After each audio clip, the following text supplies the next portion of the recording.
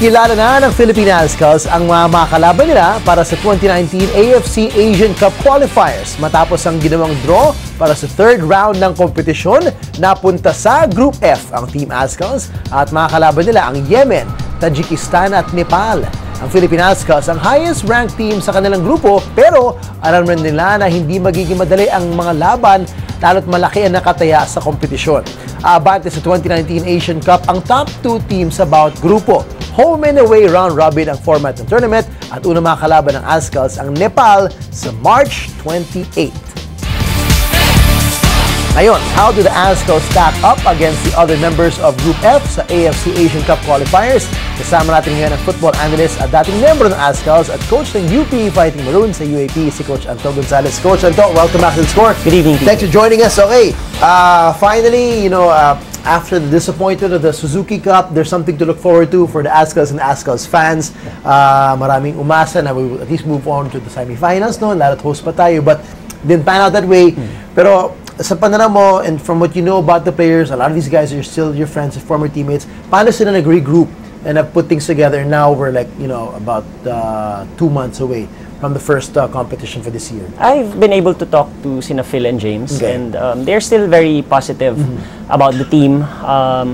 They know what to work on. They know what they have to improve, especially for the upcoming Asian Cup qualifiers. Right. And looking at the groupings, it's not the easiest of groups, okay, but progressing to the Asian Cup, finishing probably in the top 2, isn't far-fetched. Right. There's really a good chance of finishing in the top 2. These are teams that we rarely see. Siyempre, yung mga madalas nakakalaban na natin yung mga Suzuki Cup opponents natin sa ASEAN. But although ranking might not always tell the story about who's better in this group. Sa tingin mo, sino talaga kasi laban na dito top 2, di ba? Off the bat, I mean, regardless of your biases for the Azkals, who would you rank as a top 2 contender out of these 4 teams?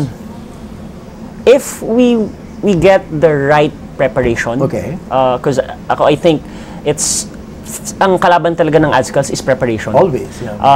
Very all the time, very evident in the Suzuki Cup. And the availability. Yes, availability of some players. Very evident na kulang tayo sa cohesiveness. Okay. So coming into the Asian Cup qualifiers, our first game is on March 28th. Okay. If we're able to prepare very well, I think we can finish on top. Our strongest opponent would most probably be Tajikistan, who had a good string of results in their last few games, 2 wins and 2 draws against very formidable opponents. Okay. Interestingly, sa ngayon, walang nagaganap na UFL. In fact, nagtapos na yung liga. They're transitioning to a new league. So how does that come into play in terms of the fitness of these players currently, competitive as well? Kasi iba yung training ka ng training, iba yung wala kang totoong laban, di ba? In any sport, whether football, basketball, it's a different story, di ba? You can't just train all day and expect to be competition ready and sharp as a team. So how do you see that as something that Coach Dooley will have to deal with? I think they will look at it on the positive side. Okay. The positive side, and he can probably have the players for a longer period of time. Mas available sila. Yes, because there are no UFL like the PFL commitments. So for me, if I were the coach, I'd definitely hold the training camp and then play strong opponents along the way. Maybe a 2-3 week camp, or maybe a 2-week camps. Okay. Then that would be a very good preparation. Now, explain to us, Coach, the difference of the AFF Suzuki Cup in terms of availability of players compared to this one. Ito ba, sakop ba ito ng sinasabi nilang FIFA dates na kung saan most likely to be easier to rein in some of our better players who are playing in international leagues as compared to the Suzuki Cup? Was always a headache kasi hindi siya sakop ng FIFA dates, di ba? Yes. The games will be under FIFA-friendly dates. Okay. That's why it's quite spread out until actually hanggang the end of the year yan. So it's gonna be an advantage for us because hopefully the players that we need, like especially Patino, whom we really missed during the Suzuki Cup, around for a while. hopefully he gets released. Right. Okay. Nasaan na ba siya ngayon? Is he? He is in China. In China, pa rin. And how is he? From what we've heard, how is he doing? He's playing very well. Okay, from great. the last time I checked, he has his goal scoring rate is maybe one goal for every 3 games. Wow. And that was one thing that a lot of people had criticized Azkals of lacking in the Suzuki Cup. Our defense is okay, not the best we've seen in the past. Our midfield is good, but our finishing was what we lacked. Diba? I mean, in fact, that last game against Thailand, parang we had more attempts pa nga eh. Yeah. Diba? And first game pa lang against Singapore. We dominated the match. We dominated possession. But we didn't really create a lot of sure-cut chances.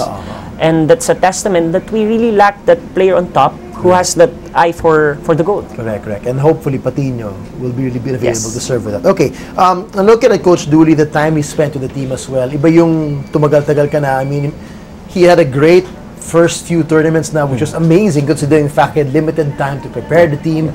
But since then, anong sa tingin mo naging proseso niya and how he's developed with the team, with the players? I know he's been really keen on getting young guys as well, and calling up young guys that tumataas yung kilay ng ibang tao. But then again, you know, I don't know how you see this, but you gotta move on and start preparing for the future as well. I think his job is very difficult to begin with. He is in a very challenging position, especially with the retirement of our 3 very senior and very experienced players, no? And all of them are positioned at the back, which is really your backbone, the backbone of the team, no? So, and kumbaga, walang nag-step up in lieu of those 3 players, no? Yung leadership role, medyo nawala siya, which Rob Gear and Jerry Lucena provided before, and even Juan Higuerado. So I think that's one key area that's lacking, a leader at the back. So for Coach Dooley, he has really to develop somebody as a leader, and he has to do it very, very quick.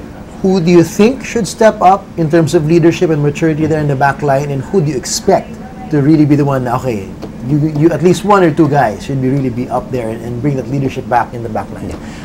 Simone Rota is coming back. Hopefully he's gonna be 100% in time for the first game. He could use some of his experience in leading the back line. Amani right now is the most experienced player if Sato won't be available. And yeah, I think Amani should slowly start leading. But of course, that authority has to come from the coach. He has to give that to the player and make everyone know that, okay, I'm giving authority to this player to lead the team. Alright, looking at the middle naman, and specifically I want to zone in on first 2 of arguably the most popular Azkals, yung magkapatid, si Phil and James.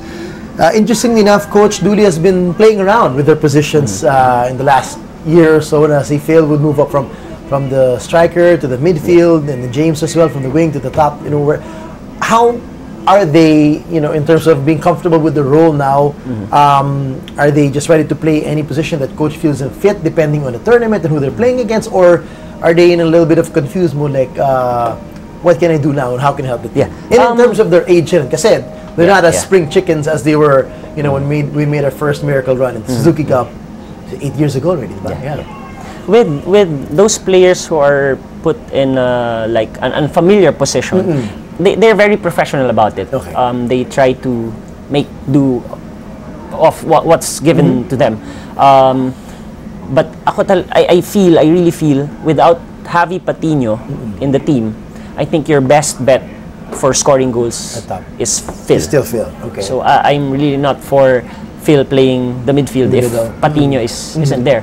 With regards to age, yes, Phil might have slowed down a bit, but I think he's still strong enough to be able to hold the ball, keep it there, wait for the support. His finishing is still top class. So I guess he's still very capable of scoring goals and creating scoring opportunities for us. Among the younger guys, we've seen Coach Dooley as well have a lot of confidence in some of the younger guys that he's put in the middle and the wings as well. Who stands out for you that have big potential of making an impact in this tournament? To be honest, the young players that he has put in only played like fringe roles. But the good thing is, he trusts these players, and really they have the potential. Bugas is technically one of the best players, homegrown. I think he just needs experience, and he maybe needs to toughen up. Gadya naman, not the best technically, but his drive, his will to win, and his selflessness on the pitch is really commendable. I think looking towards the future, giving these players more chances to play will only do us good. And you know, these guys, we've seen them in the battles in the UAP, and may puso talaga itong mga ito lumaban. So that's one key that you'd love to see as well, representing the Azkals. Alright, so March 28 is that date. Abangan nyo po yan. We hope that the fans come out and support. Where will the games be? Nakatoka na ba? Will it be in Rizal or in Philippine Stadium? As That's of always now, an issue. it hasn't been mentioned yet. Hindi pa sure. So hopefully, mas accessible for the fans so that the fans can really support before we do the away game naman dun sa mga kalaban natin. Coach Anto, maraming salamat. We'll see you soon in the UAP. Salamat. Thank you. Hi guys, keep watching The Score for the latest sports updates, and don't forget to subscribe to the ABS-CBN Sports in Action YouTube channel.